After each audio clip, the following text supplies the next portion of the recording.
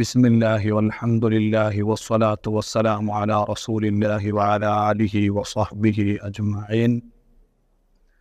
ആളുകളെ ശല്യം ചെയ്ത് ബുദ്ധിമുട്ടാക്കി ഇസ്ലാമിൽ ഒരു ഇബാദത്ത് പോലും ഇല്ല എന്നാണ് ഖുതുബയിൽ നിങ്ങളെ ഓർമ്മപ്പെടുത്തിയത്.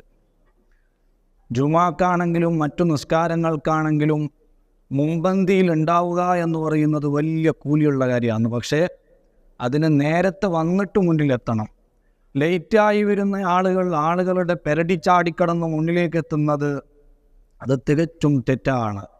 ഹറാമാണോ കറാഹത്താണോ എന്ന് പണ്ഡിതന്മാർക്കിടയിൽ വീക്ഷണ വ്യത്യാസമുണ്ടെങ്കിലും ആളുകളുടെ പെരടി ചാടിക്കടന്ന് മുന്നോട്ടെത്തുന്നത് തെറ്റാണ് എന്ന കാര്യത്തിൽ സംശയമേ ഇല്ല.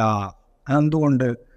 കൂലിയാണെങ്കിലും ആളുകളെ ശല്യം ചെയ്തിട്ട് നേടാൻ പാടില്ല, ആരെയും ബുദ്ധിമുട്ടാക്കാൻ പാടില്ല. മഹാനായ സുലൈമാൻ നബി അലൈഹിസ്സലാത്തു വസ്സലാമും പരിവാരവും ത്വായിഫിനടുത്തുള്ള വാദി നംലിലേക്ക് എത്തുമ്പോൾ കൂടുകളിലേക്ക് മാറാൻ വേണ്ടി ഉറുമ്പുകൾക്ക് നിർദ്ദേശം കൊടുക്കുന്ന ഒരു സംഭവം പരിശുദ്ധ ഖുർആൻ സൂറത്തുൻ നംലിൽ പറയുന്നുണ്ട്. ഹത്താ ഇദാ അതൗ അലാ വാദിൻ നംല്, സുലൈമാൻ നബി അലൈഹിസ്സലാത്തു വസ്സലാമും പരിവാരങ്ങളും വാദിൻ നംല്, ഉറുമ്പിൻ തായ്വാരം, ത്വായിഫിനടുത്തുള്ളൊരു സ്ഥലമാണ് എന്ന് പറഞ്ഞ ആളുകളുണ്ട്. ആ വാദിൻ നംലിലേക്ക് എത്തിയപ്പോൾ ഖാലത്ത് നംലത്തുൻ, ആ കൂട്ടത്തിൽപ്പെട്ട ഒരു ഉറുമ്പ് മറ്റുള്ള ഉറുമ്പുകൾക്ക് ഒരു സന്ദേശം കൈമാറി, ഒരു മെസ്സേജ് കൊടുത്തു. യാ അയ്യുഹൻ നംല്, ഓ ഉറുമ്പിൻ സമൂഹമേ, ഉദ്ഖുലൂ മസാകിനക്കും, നിങ്ങൾ നിങ്ങളുടെ പാർപ്പിടങ്ങളിലേക്ക് പ്രവേശിച്ചുകൊള്ളുക. ലാ യഹ്തിമന്നക്കും സുലൈമാനു വജുനൂദുഹു, സുലൈമാൻ നബി അലൈഹിസ്സലാത്തു വസ്സലാമും അവിടുത്തെ പട്ടാളങ്ങളും നിങ്ങളെ കാലുകൊണ്ട് ചവിട്ടി തേക്കാതിരിക്കട്ടെ, അതിനു വേണ്ടിയിട്ട് നിങ്ങളെല്ലാവരും കൂടുകളിലേക്ക് പ്രവേശിച്ചു കൊള്ളുക. വഹും ലാ യശ്കുറൂൻ, പക്ഷേ സുലൈമാൻ നബി അലൈഹിസ്സലാത്തു വസ്സലാമാണെങ്കിലും അവിടുത്തെ കൂടെയുള്ള പരിവാരങ്ങളാണെങ്കിലും ബോധപൂർവം മനഃപൂർവ്വം നിങ്ങളെ ചവിട്ടിത്തേക്കുകയില്ല. നിങ്ങൾ വയ്യോരങ്ങളിലുള്ള കാര്യം അറിയാതെ മറന്നിട്ട് അബദ്ധത്തിൽ ചവിട്ടിപ്പോയേക്കാം, അതുകൊണ്ട് നിങ്ങൾ കൂടുകളിലേക്ക് മാറിക്കൊള്ളുക. മഹാനായ അബൂ ഹനീഫ ഇമാമിനോട് ആരോ ചോദിച്ചു, ആ ഉറുമ്പുകൾക്ക് മെസ്സേജ് കൈമാറിയ ഒരു ഉറുമ്പുണ്ടല്ല, അതാണായിരുന്നോ പെണ്ണായിരുന്നോ? അബൂ ഹനീഫ ഇമാം പറഞ്ഞു, അത് പെണ്ണുറുമ്പായിരുന്നു. എന്തുകൊണ്ട്? ഖാലത്ത് നംലത്തുൻ എന്നാണല്ലോ അള്ളാഹ് പറഞ്ഞത്, ഖാല നംലത്തുൻ എന്നല്ലല്ലോ. ഖാലത്ത് നംലത്തുൻ സ്ത്രീലിംഗത്തെ കുറിക്കുന്ന താവ് ഉപയോഗിച്ചുകൊണ്ട് അള്ളാഹ് പറഞ്ഞപ്പോൾ മനസ്സിലായി അതൊരു പെണ്ണുറുമ്പായിരുന്നു, ആണുറുമ്പായിരുന്നില്ല. അപ്പോ ആ ഉറുമ്പിൻ സാമ്രാജ്യത്തിന്റെ നിയന്ത്രണം ഒരു പെണ്ണുറുമ്പിന്റെ കയ്യിൽ നിന്നല്ലേ അതിൽ നിന്ന് മനസ്സിലാവുന്നത്? ഒരു പെണ്ണായിരുന്നു ആ ഉറുമ്പിൻ സാമ്രാജ്യത്തെ നിയന്ത്രിച്ചിരുന്നത്. എന്തുകൊണ്ട്? ആ കൂട്ടത്തിൽ ആണായി പറന്ന ഒരു ഉറുമ്പും ഇല്ലായിട്ടാണോ? അല്ല. മഹാനായ ഇമാം ഫഖറുദ്ദീൻ റാസി റളിയല്ലാഹു അൻഹു തഫ്സീർ എടുത്തു, ആ ഉറുമ്പിൻ സാമ്രാജ്യത്തിന്റെ അധികാരം ഒരു പെണ്ണുറുമ്പിന്റെ കയ്യിലേക്ക് എത്താൻ ഒരു കാരണമുണ്ട്. കാനത്ത് റിയാസത്തു തിൽക്കൻ നംലത്തി ബിസബബിൻ അന്നഹാ അലിമത്ത് മസ്അലത്തൻ വാഹിദ, മറ്റു ഉറുമ്പുകൾക്കില്ലാത്ത ഒരു പ്രത്യേകത, ഒരു അറിവ്, ഒരു പക്വത ആ നിർദ്ദേശം കൊടുത്ത മെസ്സേജ് കൊടുത്ത ഉറുമ്പിന് കൂടുതലുണ്ടായിരുന്നു. എന്താണത്? ആ ഉറുമ്പ് എന്താ പറഞ്ഞത്?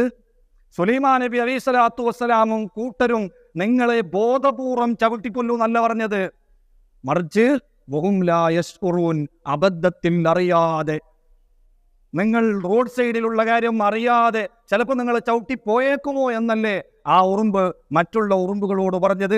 ആ ഉറുമ്പിനിക്ക് ഒരു അറിവ് കൂടുതലുണ്ട്. എന്താണത്? അന്ന സുലൈമാന മഅസൂമൻ, സുലൈമാൻ നബി അലൈഹിസ്സലാത്തു വസ്സലാം മഅസൂമീങ്ങളായ പാപസുരക്ഷിതരായ പ്രവാചകന്മാരെ കൂട്ടത്തിൽപ്പെട്ട പ്രമുഖനായ ഒരു പ്രവാചകനാണ്. വൽ മഅസൂമു ലാ യജൂസു മിൻഹു ഈദാഉൽ ബരീഇ മിനൽ ജുർമ, നിരപരാധിയായ, ഒരു കുറ്റവും ചെയ്യാത്ത, ഒരു അപരാധവും ചെയ്യാത്ത ഒരു ഉറുമ്പിനെ പോലും ഒരു പ്രവാചകൻ നോവിക്കുകയില്ല, പ്രയാസപ്പെടുത്തുകയില്ല, ചവിട്ടിത്തേക്കുകയില്ല. സ്വന്തം കൂടെ നടക്കുന്ന പട്ടാളത്തെ അങ്ങനെ അപരാധം ചെയ്യാൻ സുലൈമാൻ നബി അലൈഹിസ്സലാത്തു വസ്സലാമാകുന്ന പ്രവാചകൻ സമ്മതിക്കുകയുമില്ല എന്ന ഒരറിവ് ആ ഉറുമ്പിന് കൂടുതലുള്ളത് കൊണ്ടായിരുന്നു ആ ഉറുമ്പിൻ സാമ്രാജ്യത്തിന്റെ നേതാവാക്കിയത് എന്ന് മഹാനായ ഇമാം ഫഖറുദ്ദീൻ റാസി.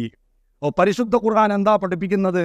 ഒരു പ്രവാചകനും ആ പ്രവാചകനെ അനുധാവനം ചെയ്യേണ്ടതുപോലെ ആത്മാർത്ഥമായി ഫോളോ ചെയ്യുന്ന അനുയായികളും ഒരിക്കലും ഒരു നിരപരാധിയായ മനുഷ്യനെ പോയി, ഒരു ജീവജാലത്തെ പോലും ഉപദ്രവിക്കുകയില്ല, ആ ഉപദ്രവിക്കാൻ സമ്മതിക്കുകയില്ല എന്നാണ് പരിശുദ്ധ ഖുർആൻ പഠിപ്പിക്കുന്നത്. പിന്നെങ്ങനെയാണ് ആ ഖുർആനിൻ്റെയും അതിനേക്കാളും ഉയർന്ന പ്രവാചകന്റെ അനുയായികളായ നമ്മൾ ഭീകരവാദികളായി മാറുന്ന, തീവ്രവാദികളായി മാറുന്ന, മനുഷ്യനെയും മറ്റു ഇതര ജീവജാലങ്ങളെയും ബുദ്ധിമുട്ടാക്കുന്നവരായിത്തീരുന്നു? അങ്ങനെ ആരെങ്കിലും ബുദ്ധിമുട്ടാക്കുന്നുണ്ടെങ്കിൽ, തീവ്രവാദിയോ ഭീകരവാദിയോ ആയി പോയിട്ടുണ്ടെങ്കിൽ, അവൻ ഈ ഖുർആനിൻ്റെയോ പരിശുദ്ധ റസൂലിൻ്റെയോ അനുയായി അല്ല എന്നാണ് നമ്മൾ മനസ്സിലാക്കിയെടുക്കേണ്ടത്. മഹാനായ ഫുളൈൽ ഇബ്നു ഇയാദ് റളിയല്ലാഹു അൻഹു ചോദിക്കുന്നുണ്ട്, ലാ യഹില്ലു ലക അൻ തൂദിയ കൽബൻ ഔ ഖിൻസിറൻ ബിഗൈരി ഹഖ്. അന്യായമായി, ഒരു ന്യായവുമില്ലാതെ ഒരു നായയെപ്പോലും ഒരു പന്നിയെപ്പോലും ബുദ്ധിമുട്ടാക്കാൻ നിനക്ക് അനുവാദമില്ല മനുഷ്യ. ഫകൈഫ ബിമൻ ഹുവ അക്റമു മഖ്ലൂഖ്. പിന്നെങ്ങനെയാണോ അള്ളാഹുവിൻ്റെ പടപ്പുകളുടെ കൂട്ടത്തിൽ ഏറ്റവും ഉത്കൃഷ്ടനായ, ഏറ്റവും ശ്രേഷ്ഠതയുള്ള മനുഷ്യനെ നീ പ്രയാസപ്പെടുത്തുന്നു, നീ എങ്ങനെ ബുദ്ധിമുട്ടാക്കുന്നു? നമ്മൾ പലപ്പോഴും ആലോചിച്ചു പോകുന്നതാണ്. ഫിഖ്ഹിന്റെ കിതാബിൽ നിരന്തരം നായ തൊട്ടാൽ 7 വട്ടം കൈകണമെന്ന് മസല പറയും. പക്ഷെ ഏതെങ്കിലും ഒരു വരിയിൽ നായ തൊട്ടാൽ 7 വട്ടം കൈകേണ്ട വലിയ പണി കിട്ടുമല്ലോ എന്ന് വിചാരിച്ചിട്ട് നായ തൊടാതിരിക്കാൻ, കണ്ടെടുത്ത് വെച്ച് നായയെ കല്ലെറിഞ്ഞു കൊല്ലാൻ എവിടെയെങ്കിലും ഒരു വരിയിൽ ഇസ്ലാമിക് പണ്ഡിതന്മാർ എഴുതി വെച്ചോ? ഇല്ല. അല്ലെ, നായ തൊട്ടാൽ 7 വട്ടം കൈക എന്നറിയുന്നത് നമ്മളെ പെണ്ണുങ്ങന്മാരെ സംബന്ധിച്ചിടത്തോളം വലിയ പ്രയാസമുള്ള കാര്യമാണ്. പക്ഷേ ഒരൊറ്റ ഒരു വരിയിലും നായ തൊട്ടേക്കുമോ എന്ന ഭയം കൊണ്ട് നായയെ കണ്ടെടുത്ത് വെച്ച് കല്ലെറിയണമെന്നോ നായയെ കണ്ടെടുത്ത് വെച്ച് കൊല്ലണമെന്നോ എവിടെയും പറഞ്ഞിട്ടില്ല. എന്നാലും നായയെ കൊല്ലണമെന്ന് നമ്മുടെ ഫിഖ്ഹിന്റെ കിതാബിൽ പറഞ്ഞിട്ടുണ്ടെങ്കിൽ അത് ഖൽബുൽ അഖൂർ, കടിക്കുന്ന, ആളുകളെ ഉപദ്രവിക്കുന്ന, ശല്യം ചെയ്യുന്ന നായയെ മാത്രമാണ്. അല്ലാത്ത നായയെ കൊല്ലുന്നത് കറാഹത്തോ ഹറാമോ പണ്ഡിതന്മാർക്കിടയിൽ വീക്ഷണ വ്യത്യാസമുണ്ട്. അപ്പോൾ ഒരു ജീവജാലത്തെയും അനധികൃതമായി, അനാവശ്യമായി, അർഹതയില്ലാതെ വെറുപ്പിക്കാൻ പാടില്ല, ബുദ്ധിമുട്ടാക്കാൻ പാടില്ല എന്ന് ഇസ്ലാം പഠിപ്പിക്കുമ്പോൾ പിന്നെങ്ങനെ നമ്മൾ മനുഷ്യരെ ശല്യം ചെയ്യും, മനുഷ്യരെങ്ങനെ പ്രയാസപ്പെടുത്തും? അതാണ് മഹാനായ യഹ്യ ഇബ്നു മുആദ് റളിയല്ലാഹു അൻഹു പറഞ്ഞത്. ഖുതുബയിൽ നിങ്ങൾ കേട്ടത്, ലിയകുൻ ഹദ്ദുൽ മുഅ്മിനി മിൻക സലാസ. ആയുഷ്കാലത്ത് നിന്നിൽ നിന്ന് ആളുകൾക്ക് 3 നേട്ടം കിട്ടിക്കോട്ടെ. നമ്മുടെ ജീവിതത്തിനിടയിൽ ആളുകൾക്ക് 3 നേട്ടം നമ്മളെ കൊണ്ട് കിട്ടിക്കോട്ടെ. ഒന്ന്, ഇല്ലം തൻഫഉഹു ഫലാ തദുറ. ആളുകൾക്ക് എന്തെങ്കിലും ഗുണം ചെയ്യാൻ നോക്ക് ആയുഷ്കാലത്ത്. പറ്റുന്നില്ലേ, ഉപദ്രവിക്കാതിരിക്കാൻ നോക്ക്. അതന്നെയാണ് ഏറ്റവും വലിയ ഗുണം. ഇല്ലം തഫ്റഹുഹു ഫലാ തഗുമ്മ. എല്ലാവർക്കും സന്തോഷം ഉണ്ടാക്കി കൊടുക്ക്. അതിന് പറ്റുന്നില്ലേ, ആരെയും സങ്കടപ്പെടുത്താതിരിക്കാൻ നോക്ക്. ഇല്ലം തംദഹുഹു ഫലാ തദുമ്മ. എല്ലാരെ പറ്റിയും നല്ലത് പറ. അതിന് പറ്റുന്നില്ലേ, ആരെയും കുറ്റപ്പെടുത്താതിരിക്കാൻ നോക്ക്. അതന്നെയാണ് ഏറ്റവും വലിയ ഗുണം എന്ന് മഹാനായ യഹ്യ ഇബ്നു മുആദ് റളിയല്ലാഹു അൻഹു പറഞ്ഞിട്ടുണ്ട്.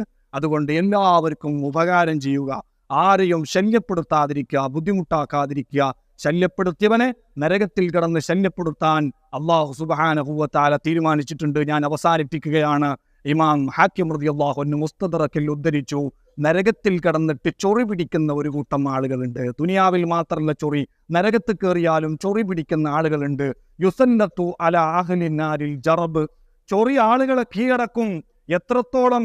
ഹത്താ ഇന്ന അഹദഹും ലയഹുക്കു ഹത്താ യബ്ദുവ അൽമു. നരകത്തിൽ കിടന്നിട്ട് ആളുകൾക്ക് ചൊറി പിടിച്ച് തൊലിയെല്ലാം കൂടി മാന്തിപ്പൊളിച്ച് തൊലി തീർന്നുപോയി, ചർമ്മം തീർന്നുപോയി, അവസാനം ചൊറിഞ്ഞ് എല്ല് പുറത്തോട്ട് കാണും വിധത്തിൽ ചൊറി പിടിക്കുന്ന ഒരു വിഭാഗം നരകത്തിലുണ്ട്. ആരാണ് ആ വിഭാഗം? അവരോട് അന്നേരം ചോദിക്കുന്നുണ്ട്, യാ ഫുലാൻ ഹൽ യുഗ്ദീക ഹാദാ. ഈ ചൊറി കൊണ്ട് നിനക്ക് ശല്യം ഉണ്ടല്ലടാ, ബുദ്ധിമുട്ടുണ്ടല്ലടാ, പ്രയാസമുണ്ടല്ലടാ എന്ന് ചോദിക്കുമ്പോൾ അയാൾ തലകുലുക്കി പറയും, അതേ, എനിക്ക് വലിയ പ്രയാസം ഈ ചൊറി കൊണ്ടുണ്ട് എന്ന് പറയുമ്പോൾ അയാളോട് പറയപ്പെടും, ഹാദാ ബിമാ കുൻത തുഅ്ദിൽ മുഅ്മിനീൻ. ദുനിയാവിൽ മുഅ്മിനീങ്ങളെ നീ ശല്യം ചെയ്ത് പ്രയാസപ്പെടുത്തി ബുദ്ധിമുട്ടാക്കി നടന്നില്ലേ, അതിനുള്ള തിക്ത ഫലമായിട്ടാണ് നരകത്തിൽ കിടന്ന് നിനക്ക് ഈ ജാതി ചൊറി തന്നത് എന്ന് ആ മനുഷ്യനോട് പറയപ്പെടുമെന്ന് മഹാനായ മുജാഹിദ് റളിയല്ലാഹു അൻഹു പറഞ്ഞത് ഇമാം ഹാക്കിം റളിയല്ലാഹു അൻഹു ഉദ്ധരിച്ചിട്ടുണ്ട്. ഇമാം ഗസാലി തങ്ങൾ ഇഹ്യാ ഉലൂമുദ്ദീനിൽ ഉദ്ധരിച്ചിട്ടുണ്ട്. അല്ലാഹു സുബ്ഹാനഹു വ തആല എല്ലാവർക്കും നല്ല ഉപകാരം ചെയ്യുന്ന, ആർക്കും നമ്മളെ കൊണ്ട് ജീവിതത്തിൽ ഒരിക്കലും ബുദ്ധിമുട്ടില്ലാത്ത നിലക്ക് ജീവിച്ചു മരിക്കാൻ നമുക്കൊക്കെ അല്ലാഹു തൗഫീഖ് നൽകട്ടെ.